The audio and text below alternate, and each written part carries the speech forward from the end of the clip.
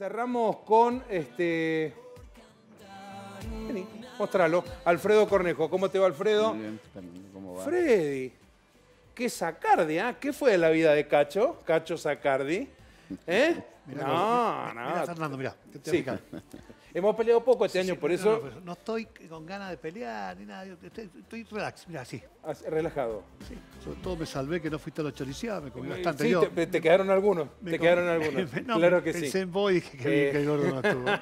No puedo, tengo una dieta especial. Alfredo, gracias por decir presente. Bueno, en esta semana tan particular, en donde nosotros, ¿sabés lo que hemos hecho? Hemos intentado separar las cosas y centrarnos en esto. Con Alonso decíamos anoche, con el propio gobernador, con otros dirigentes políticos, que este año vamos a hacer muchísimo hincapié en que el alma fundante de una sociedad, además de la familia, entendiendo que es allí donde comenzamos los primeros pasos en la conexión social, en los principios, en el mérito, la educación debe jugar un papel y un rol fundamental en todo esto, porque si no, seguimos alimentando a pobres que sistemáticamente van a morir en esa instancia. Y es la dádiva, y la dádiva por la dádiva misma, la verdad que no existe. Y queríamos compartir con usted. Pero totalmente coincidente. Un poco a mi pesar, lamentablemente, pero la educación muchas veces está en los discursos, pero no está en la práctica cotidiana, ¿no? Hay un deterioro enorme de los servicios educativos, derivados de muchas cosas, de conflictividad gremial, de capacitaciones, pero también de un trabajo de deterioro de año tras año, tras año, tras año. Cultural también. Exactamente, y yo creo que sí, que en realidad a eso iba a concluir, que es un poco cultural. Pero creo que lo podemos remontar, ¿no? No es tan original de mi parte ni tampoco de la suya, ¿Tienes Freddy. ganas de pelear, viste? No, pero no es pelea, sí. sino en el sentido que es tan llamativo que ese deterioro se haya instalado como que nos parece lo mismo, y no es lo que pensaba Sarmiento, por poner un prócer, citar un ejemplo, y ahí se hizo, ¿no? Se construyó escuelas, infraestructura y demás. Hoy día la educación tiene estímulos distintos que tiene que ver con todo lo digital. Hoy hay una circulación de información y de capacitaciones muy superior al que había hace 15 o 20 años atrás. Hoy hay múltiples herramientas como para mejorar todos los servicios educativos.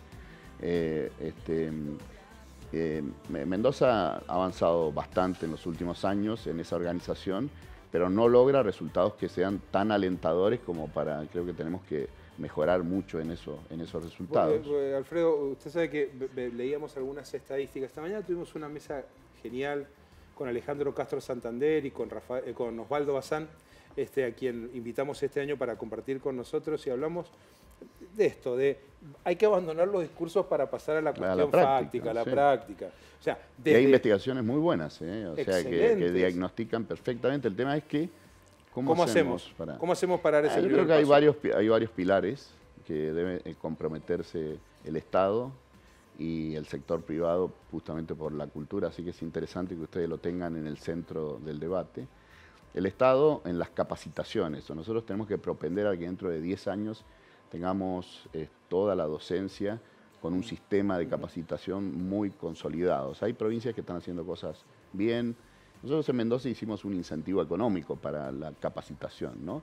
Y realmente más de 3.000 docentes tomaron esas capacitaciones los días sábados, que eran los días para no abandonar, porque muchas veces las capacitaciones se hacen durante la jornada laboral. Claro, o estoy en el aula o me estoy capacitando. O estoy capacitando, no, la hicimos el sábado y se inscribieron más de 3.000 docentes. Y ustedes escuchen esto porque es muy interesante, que alienta, que si uno lo organiza bien, hay muchos docentes que van a ayudar y van a ayudar mucho. De los 3.000, más de 2.000 eran de jornadas completas. O sea, que no hubiesen tenido tiempo de ninguna manera. Y no pero solo sí eso, tienen muchísimos alumnos a su cargo. Sino que se hacían el esfuerzo de estar en jornadas completas en la semana y luego tomar la capacitación el sábado. por supuesto pusimos un incentivo económico y me parece que tiene que haber ese incentivo económico, ¿no? No hay que olvidar la familia. O sea, no, por supuesto. Si nos integramos a la familia, sí, sí. que es la que está por totalmente supuesto. destruida ahora. Bueno, lo que pasó en la pandemia, que fue muy doloroso, es que cerrar las escuelas presencialmente fue el error más grande que se haya cometido. Porque dicen, no, pero ojo que la virtualidad, que no sé qué. Bueno, primero, el nivel de conectividad de este país es bajo. Segundo, en muchas familias, tienen un solo teléfono. O sea, tenía la estadística, la dejé, está en la puerta la estadística. Es notable, en los sectores socioeconómicos bajos en la República Argentina, el 70% de esas familias tenía problemas de conectividad o un solo dispositivo. Exacto. Y que no era una pantalla de computadora, sino que todo se trasladaba a un, un teléfono para tres chicos, papá y mamá. Y no es lo mismo si la familia no acompaña la trayectoria, porque a veces la familia no puede acompañar la trayectoria porque no tiene los saberes técnicos apropiados en su casa. Por eso era tan importante la presencialidad. Yo tengo la autoridad de los años, así que esto hay que aceptar. Sí, claro. O sea que yo en mi época, si la maestra te llamaba, te llevaba un papelito, te entregaba para que tu papá viniera el otro día, esa noche era un calvario para uno. Porque había respeto. Sí. Y mi papá y mi mamá, todos los padres en general, iban a conversar con la maestra y a ponerse de acuerdo para reventarlo a uno y educarlo, no para ir a pelear. Sí. Hoy los padres van a defender, a pelear, a prepiar. Si saca la libreta y la asistencia para cobrar el subsidio, ya está satisfecho. Sí. No, antes no. Entonces esa comunión se ha roto.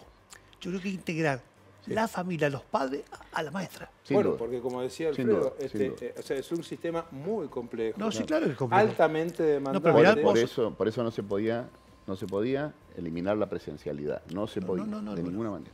Bueno, o al menos, yo no estoy tan de acuerdo con usted, Alfredo, en que el 16 de marzo del 2020 no se cerraran las escuelas.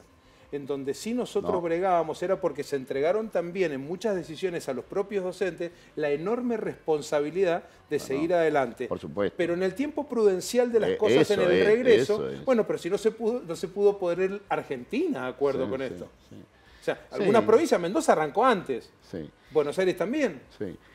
En Mendoza arrancó antes, pero se perdió un tiempo porque el gobierno dio esa receta como una receta única. Y la verdad que después se vio que era una improvisación, que eso no obtenía resultados.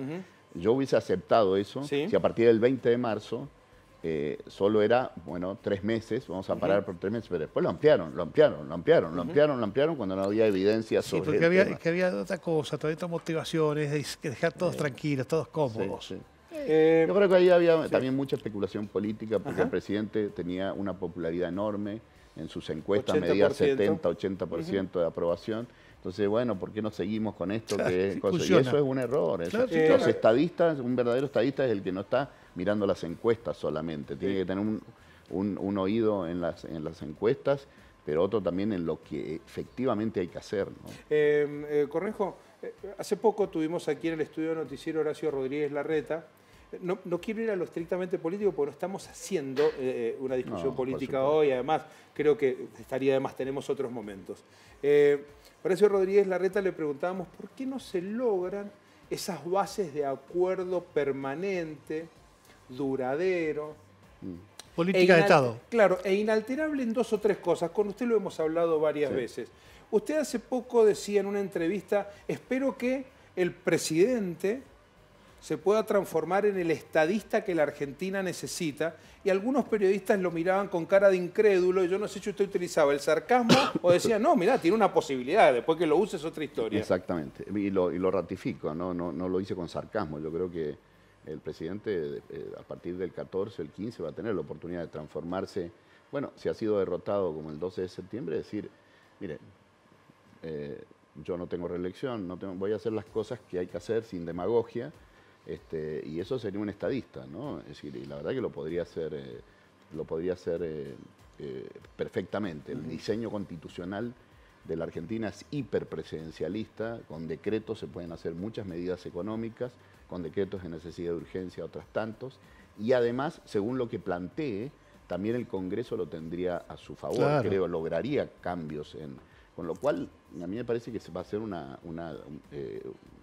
es una de las opciones. Pero hay que quizás crea yo y mucha gente, tengo la sensación que no lo va a hacer. Claro, pero no hay que sumar algo difícil en esto. Estamos jugando partidos de fútbol, no estamos pensando en el país. En el campeonato. Claro, mañana juego, qué sé yo, cambio los jugadores. Es todo, ya. Usted hace 2 años, Cornejo, dejó de administrar la provincia como cabeza de una gestión, como cabeza de un gobierno, y hoy le toca administrar esa cuota de poder que le asigna ser el representante o uno de los representantes de Mendoza en el Congreso de la Nación. ¿Qué podemos esperar?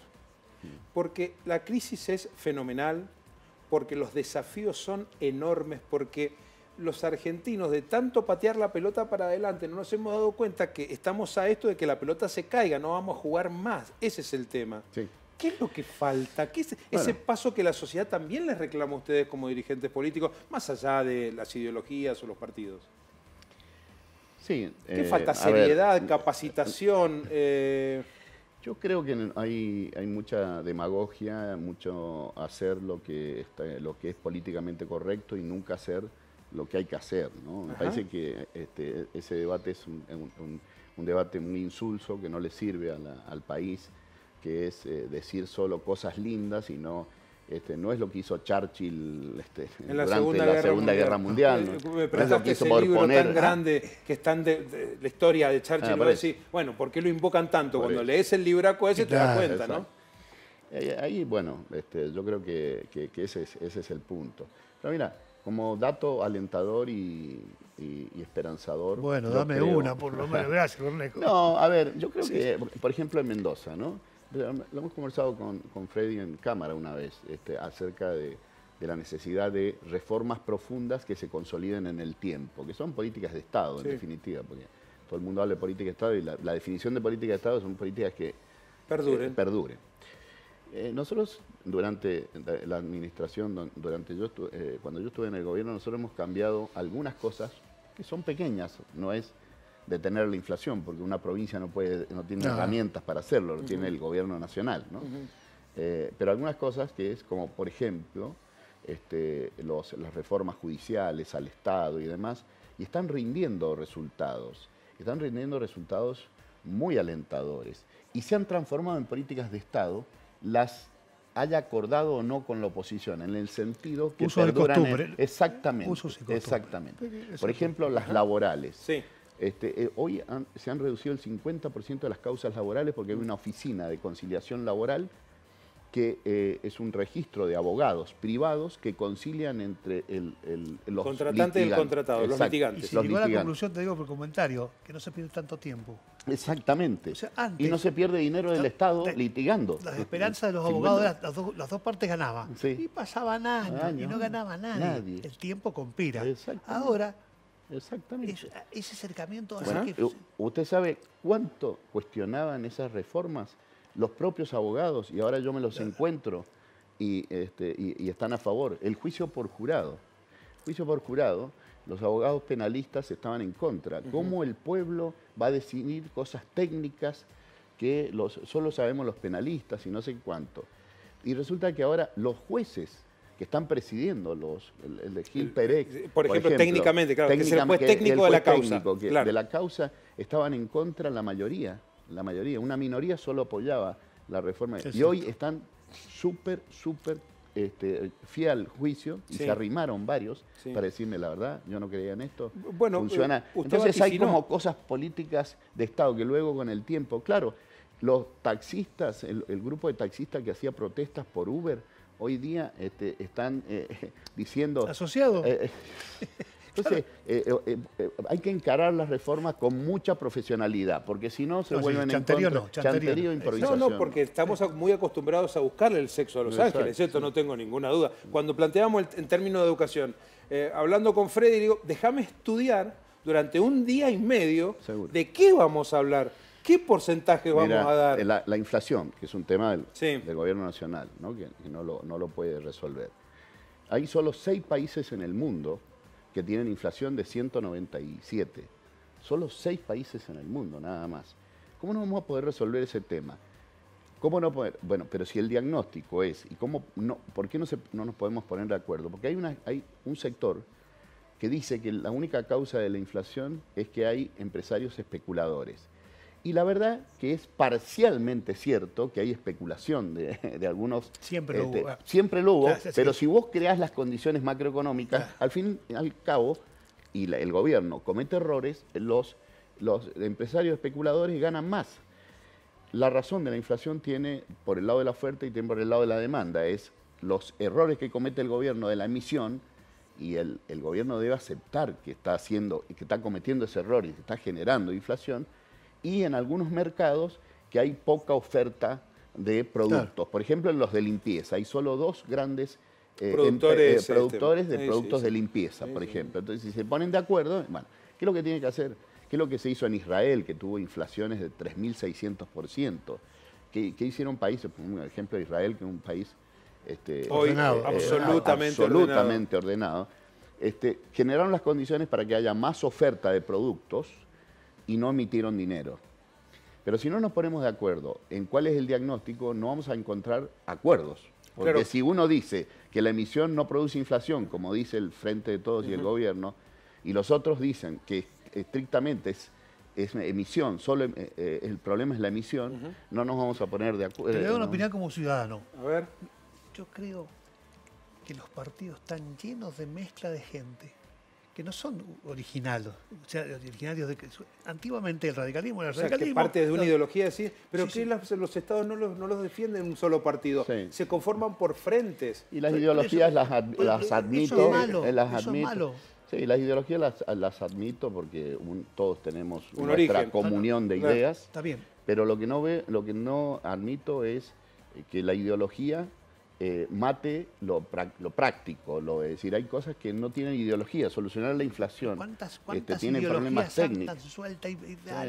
Bueno, pero hay que canalizarlo. Por eso, por la falta de un líder, Freddy, un líder. Sí, cuando se erige el líder, hay un montón de gente que coincide programáticamente o estratégicamente, pero no importa, pero el líder comanda. El líder pone bajo ese paño. Bueno, tal vez estemos en esa falta de liderazgo lamentablemente, fuertes. Yo creo que la política que no sirve es la política del poder por el poder mismo. La política que sirve es la del que busca el poder con un programa de gobierno, con propuestas concretas de solucionar esos problemas. Y acá hay mucha gente que tiene ambición de poder, pero no tiene programa, ¿no? Y me parece que tenemos que hablar sobre el programa. Por eso que ustedes te están hablando de educación y que generen la agenda, creo que también obliga a que los dirigentes tengan que decir cómo resolverían esto. Si hablamos de inflación y los hacemos hablar de... Bueno, pero concretamente, a ver, ¿cómo lo resolvemos? Bueno, está claro. Me parece que es muy Freddy, me están apurando, porque además tenemos a Julieta Venegas esperándonos. Alfredo, gracias por venir. Bueno, nos veremos pronto, la última semana de tenemos el debate campaña, tradicional que ustedes organizan. Sí, el debate el próximo jueves, pasadita a las 10:15, 10:30. Creo que vamos a hacerlo en este estudio, en donde hemos invitado a todos quienes ostentan la idea de representarnos en el Senado de la Nación.